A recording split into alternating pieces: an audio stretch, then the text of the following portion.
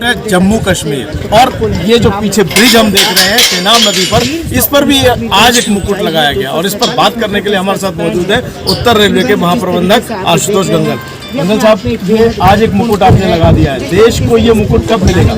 देखिए, आज हम लोगों ने जो कार्य किया है वो आर्च में क्लोज करने के लिए क्राउन पीस लगाते हैं। उस क्राउन पीस को लगाने के बाद आर्च एक इंटीग्रेटेड स्ट्रक्चर हो जाता है और सेल्फ सपोर्टेड हो जाता है। उसे किसी अन्य बाहरी सपोर्ट की आवश्यकता नहीं पड़ती, अपनी दोनों फाउंडेशन पे वो पूरी तरह सपोर्टेड रहता है। तो ये प्रक्रिया आज हमने पूरी कर ली। अब इसके बाद हमारे पास जो सपोर्टिंग केबल्स थी उनको हम हटाएंगे और कंक्रीट भरेंगे और उसके बाद फिर इसमें हम लोग जो है इसके ऊपर डेक कंप्लीट करके और फिर रेलवे लाइन कम समय लगेगा। यहाँ पर पृथ्वी की भी चुनौती थी, वायु की भी चुनौती थी और जल की भी चुनौती थी। तीनों चुनौतियों से कैसे पार पाया? जहाँ तक पृथ्वी की चुनौती है वहाँ पे तो सबसे इम्पोर्टेंट चीज़ यहाँ पे सिस्मिक लोड है।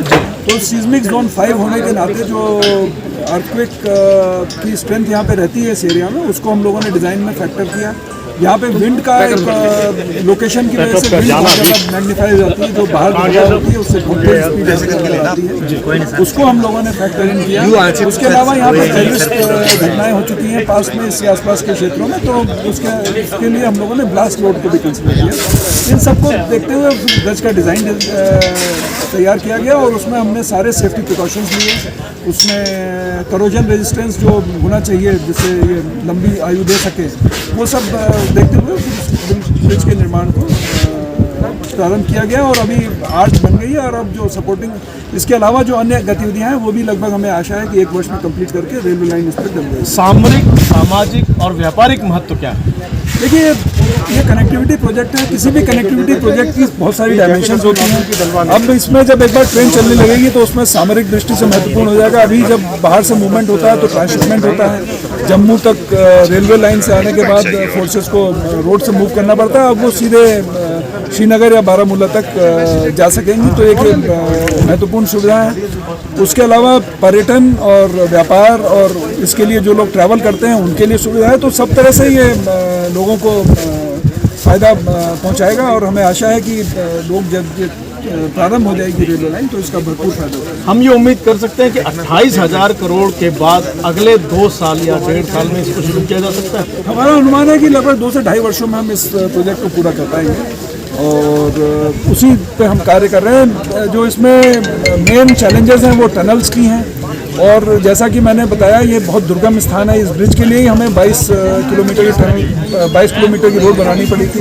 बहुत सारी ऐसी टनल्स हैं जिन पे पहुंचने के लिए हमें रोड बनानी पड़ी और कुछ एक टनल तो ऐसी है जिसमें हम 2020 के प्रारंभ में ही पहुंच पाए क्योंकि इतनी लंबी वहाँ पे रोड बनानी पड़ी थी। तो ये सब चैलेंजेस हैं, लेकिन हम लोग चैलेंजेस हैं उसको पूरा करने के दिशा में हम लोग पूरा कार्य कर रहे हैं और हमें आशा ये है कि 2 से ढाई वर्षों में हम। इसके अलावा और कौन सी चुनौती है?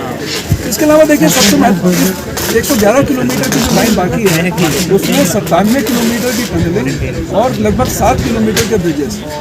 तो लगभग 7 किलोमीटर समतल या बोला जाए समतल नहीं, वो टनल के बाहर और ब्रिज के ऊपर नहीं है।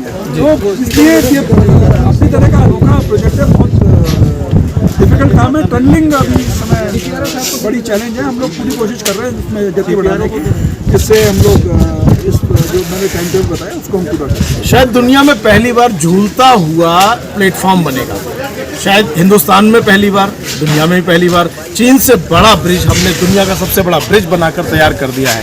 अनिल सागर, पंजाब केसरी और नवोदय टाइम्स टीवी के लिए